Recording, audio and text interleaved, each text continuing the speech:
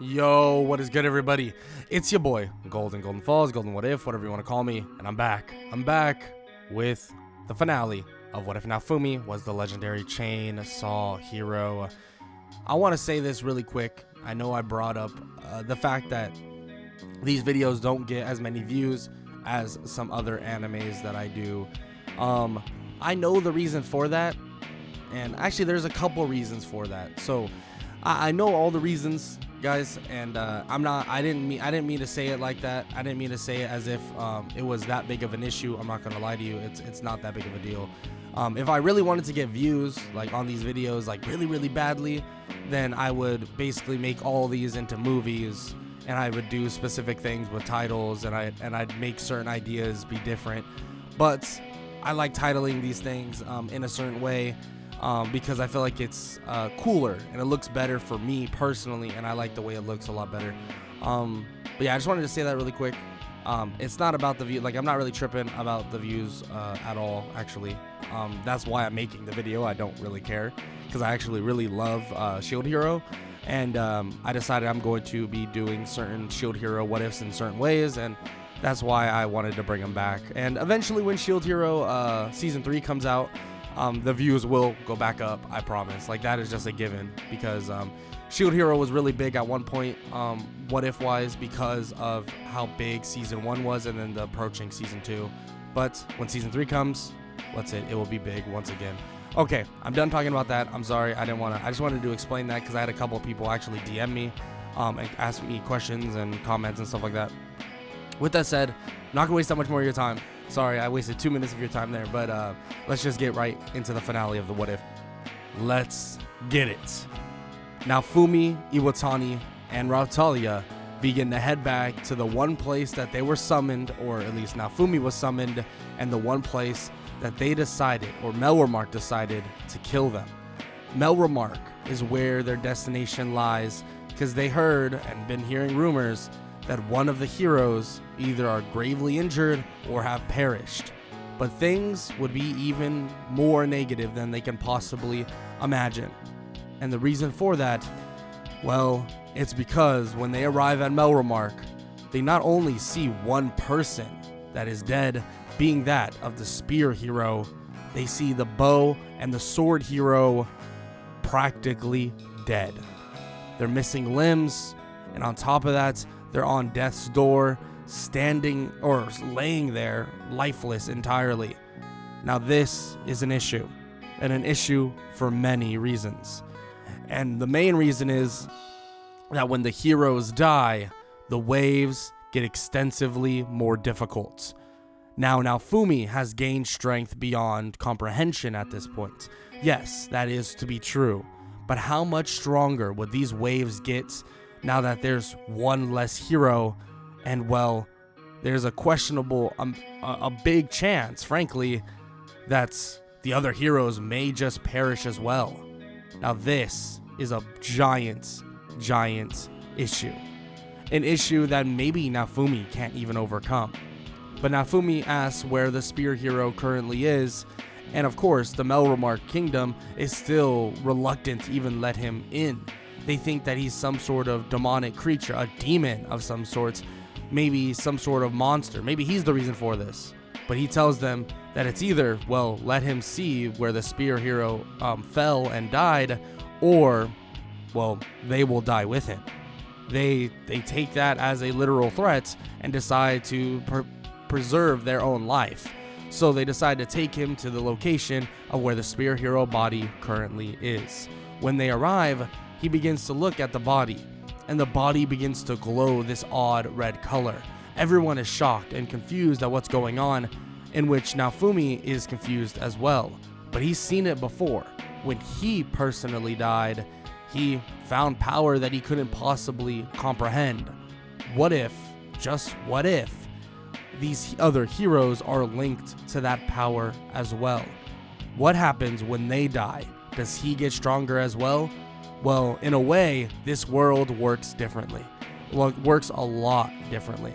The chainsaw hero is built off of a couple things. The chainsaw hero is built off of sacrifice and death. Death and sacrifice. They go hand to hand within this hero, and it's made abundantly clear when Naofumi's power and strength not only spiked through his own death, but now is beginning to spike and gain in crazy amounts from the death of the spear hero. Now this may seem crazy and outlandish, but it seems as if they might have an out and a way to get out of the situation they currently are in. Supposedly, when one of the heroes dies, it is over. It is no reason for them to continue. But now, and what it seems like, is that the chainsaw hero gets extensively more powerful when these heroes die. So it actually is beneficial. Now this right here is a revelation that they were not thinking about and did not have in mind at all. Now, with that said, Naofumi takes in the power from the spear hero, not gaining necessarily the weapon, but the levels that he currently gained, and on top of that, abilities galore that sync up to himself. All the abilities that the spear hero has, he begins to basically absorb them within his chainsaw and begins to have more and more tech trees that allow him to gain strength. His high levels before are unrecognizable at this point. He realizes this and begins to tell everybody and all the royalty at Melromark that they're headed back to where the other heroes are. A bunch of the royal people begin to think that the reason for him to go back is to kill the other heroes and their lives, and he can find such power that is insane. The only way to stop this is, there's only one specific way to stop him, and that's through the church. What Naofumi doesn't know, that there's an aerial strike coming down on his location as they speak. The church believed that this was the best and perfect timing to seize their attack and go in for the kill. A practical nuclear bomb lands on Naofumi and Raftalia, and frankly, anybody else that was currently there. But just as it happens, there's a weird, eerie feeling throughout the church.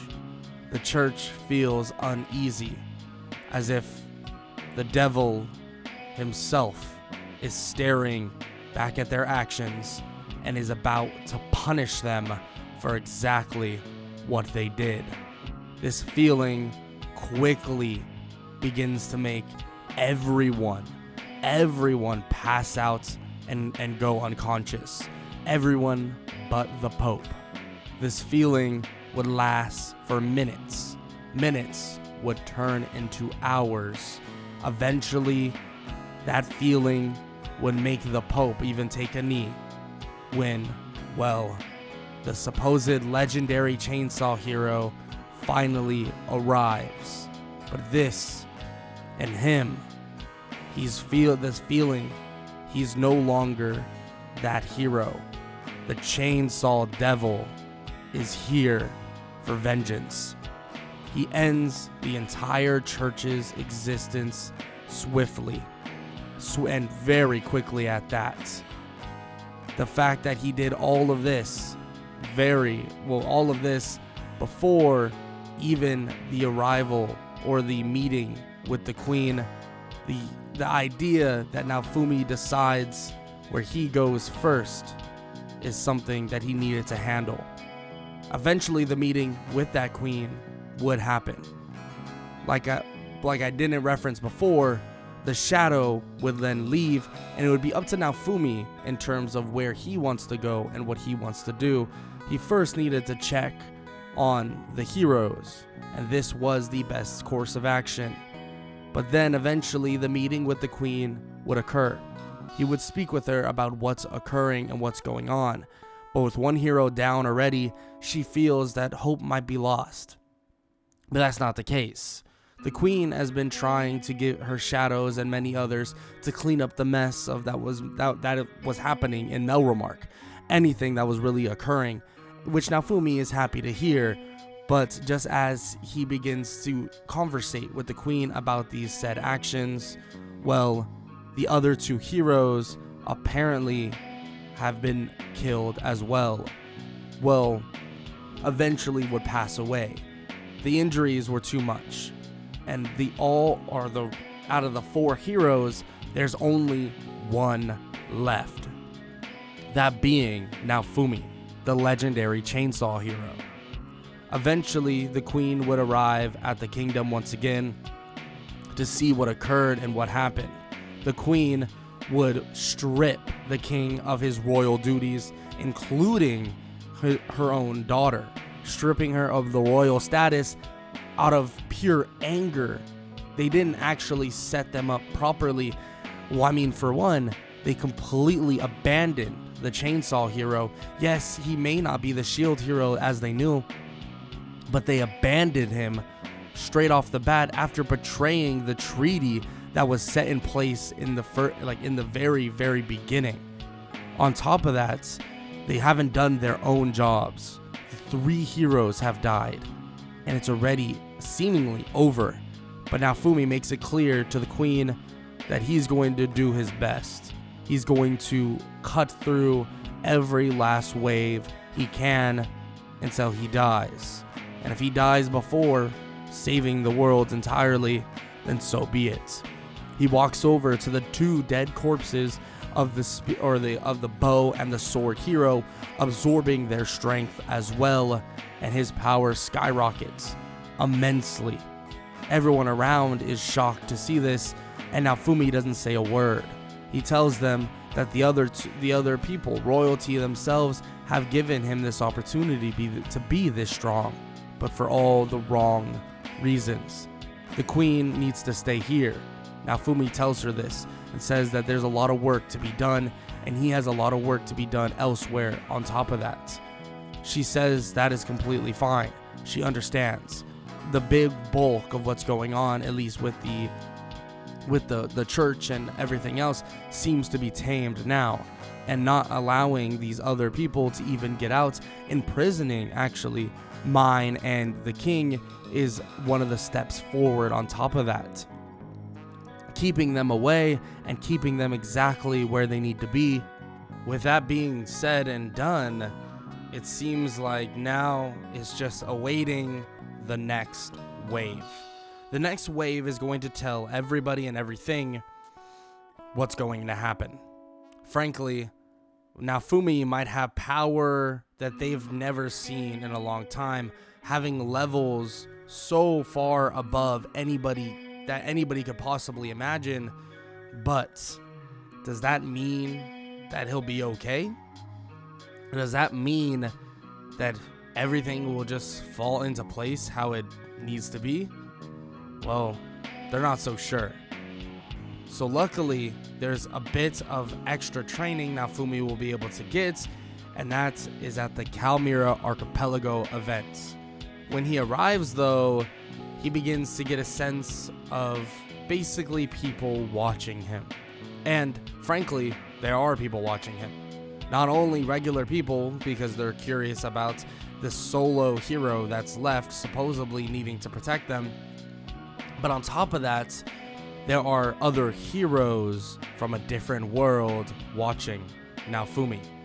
Naofumi would bring Raftalia and a couple others that obviously he added to his party while he was at Shield Frieden. They're nowhere near as strong as Raftalia and Naofumi, being that of their connection, and basically having their connection in the very beginning and their connection with the chainsaw, or being, well, the chainsaw demon in a way, or the chainsaw devil in a way. With that said, though, they begin to gain strength relatively rapidly. They gain pretty quick in terms of power, especially with levels and everything like that, gaining new weaponry, so on and so forth. Naofumi would even get armor upgrades and stuff like that, getting ready for the next wave to finally arrive. And when it would arrive, Naofumi would see that there's actually a wave that is going to happen at Kalmira in a matter of days.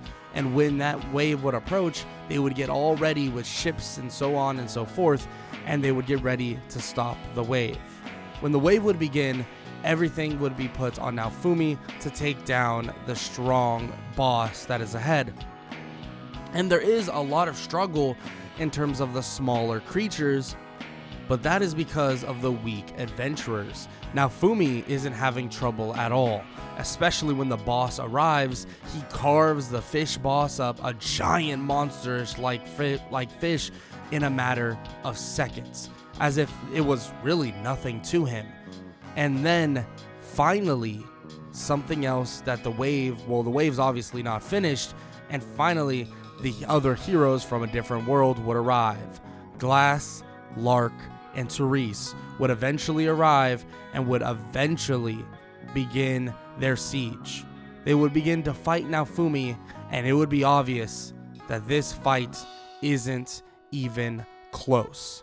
Naofumi would cut them down in a matter of seconds with no remorse. He feels that maybe if these people are heroes from another world, he might even gain strength from this, and he would be correct. The powers of 3 other cardinal heroes, Naofumi gains immense amount of power that begins to build more and more and more. Now this is something, Naofumi wasn't necessarily expecting. It was just a theory, but maybe he didn't gain as much experience and as much power because there was no ill will, you could say, toward these other heroes, which is completely fine. Naofumi gains a mass amount of strength, and it prepares him for the future that's ahead, especially as a solo hero. Before he actually kills them, though, he does learn more about the other world, that he needed to die for them to live, which is a whole concept that he would not understand. But there is something he would realize relatively quickly, and he would hear a majestic creature speak about it, asking if he would do anything in his power to make sure that this world stays safe. And on top of that, what would he do specifically to make sure that nothing happens to this world? Would he kill all others just to make sure that this world lives on? Make sure that the waves would eventually stop? What would he do? Naofumi is thinking about himself, about self-preservation, about the fact that, maybe he does need to kill everybody and destroy all the worlds to make sure that he and this world lives on. But does he really care about the people of this world? Not really. He doesn't care that much about everyone there in its totality. Yes, he might care about Raftalia, about people from Shield Frieden, but he doesn't really know anything about anyone else. So that would mean he is protecting a world, but he's really protecting it out of self-preservation, the fact that he himself does not want to die. In which, when the majestic voice hears this, the feeling of uneasiness would overwhelm not only her, but also Naofumi.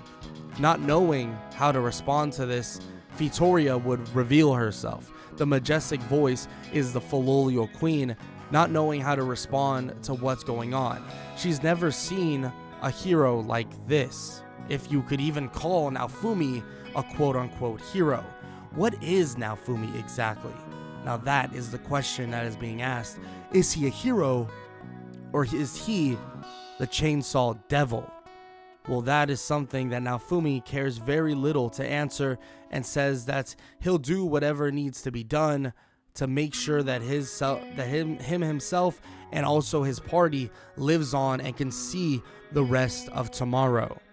Of course, Vittoria doesn't really know what to say about this, but at the same time, she understands the predicament, understands the stance, and she knows now that there is no necessarily killing him at this moment. He actually is so strong that there is no guarantee that Vittoria herself, someone that is powerful beyond all means, can actually defeat Naofumi. So what it seems like is that there's only one choice and one thing to execute, and that is the death of all of the other heroes from every last world. Naofumi would take on the role of exactly what Lark, Therese, and also Glass would do. He would hunt down worlds and obliterate them.